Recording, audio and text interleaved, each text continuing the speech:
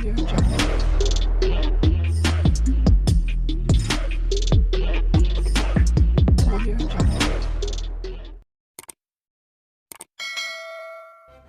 kasih karena memilih channel ini. Sebelum kita mulakan video ini, sila pertimbangkan untuk menekan butang like, share, dan subscribe, dan aktifkan butang lonceng Anda agar Anda sentiasa mendapat info-info percuma pada setiap hari dari channel kami. Dan tinggalkan komen Anda karena komen Anda amatlah dihargai. Terima kasih. Bersatu akhirnya angkat tangan mengaku kalah serta sedar daripada mimpi tentang ketidakmampuan untuk menjatuhkan Perdana Menteri Datuk Seri Anwar Ibrahim. Ketua Penerangan Bersatu, Razali Idris berkata kerajaan pimpinan Anwar cukup kukuh kedudukannya kerana mempunyai 148 sokongan ahli parlimen. Sangat sukar untuk pihak pembangkang mengatasi jumlah itu, ia bukanlah satu perkara mudah, ujar beliau. Dengan itu, ujar beliau, Bersatu tiada rancangan untuk mengusulkan undi tidak percaya pada sidang parlimen akan datang. Begitupun untuk menutup malu atas ketidakmampuan yang digembar-gemburkan sejak minggu-minggu kebelakangan ini, beliau menyalahkan Anwar kerana memberi respon terhadap perkara tersebut yang kemudian mencabar blok pembangkang agar mengemukakan undi tidak percaya di parlimen jika benar mereka sudah mempunyai angka. Kenapa Anwar perlu memikirkan kabar angin atau gosip kecil di luar gelanggang? Sepatutnya beliau tidak perlu fikir berapa angka yang pihak pembangkang ada sebab kerajaan pimpinannya sudah cukup kukuh iaitu mempunyai 148 kerusi tambah Razali lagi.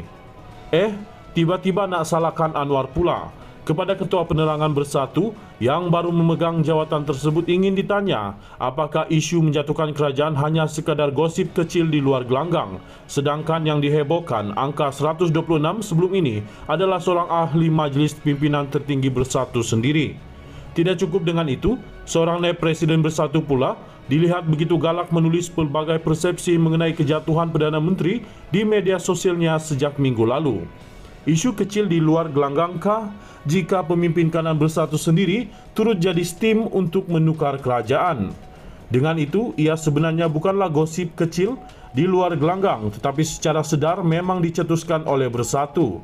Maka tindakan Anwar memberi respon adalah wajar dan munasabah, malah memperlihatkan beliau seorang Perdana Menteri yang peka, berani serta proaktif, tidak seperti PM ke-8 yang sejuk dalam banyak perkara ketika memegang jawatan Perdana Menteri sebelum ini. Mujur jugalah Anwar pantas mencabar agar bertempur di parlimen. Jika ingin menumbangkannya, maka seluruh negara dengan cepat akhirnya mengetahui angka 126 dan gembar-gembur itu hanyalah palsu dan auta belaka. Kalau tidak dicabar Anwar, agaknya berminggu dan berbulan lagi angka 126 itu terus dijajah sebagai isu untuk mencetuskan ketidakstabilan, seterusnya sebagai modal bagi sesetengah pimpinan parti itu untuk berangan-angan dan bermimpi kembali menjadi kerajaan dan dapat jadi menteri semula. Apabila dicabar Anwar dan sedar angka itu hanya sekadar auta, terkedu dan kecutlah mereka sekarang ini. Lagipun kalau ikut logiknya, dari mana 74 ahli parlimen yang bersama dengan PN ketika ini, entahlah dalam mimpi apa mereka boleh dapat angka 126 itu. Dengan jumlah 126 yang dihebohkan, ia bermakna berlaku pertambahan seramai 52, iaitu seramai 52 ahli parlimen yang menyokong Anwar dan kerajaan perpaduan sekarang beralih menyokong PN yang kini mempunyai 74 ahli parlimen. Daripada mana parti blok kerajaan mereka dapat angka 52 itu? Mudah kata, ini sebenarnya bukan lagi bermimpi di siang hari tetapi mengigau kerana jiwa kacau lalu meracau angka entah dari mana. Kalau sudah tahu sokongan kerajaan ada 148 parlimen dan tiada kemampuan untuk PN berbuat sesuatu yang luar biasa, mengubah angka yang mereka miliki, lebih baik duduk diam-diam dan buat kerja saja yang lebih berfaedah, kan sekarang dah malu sendiri.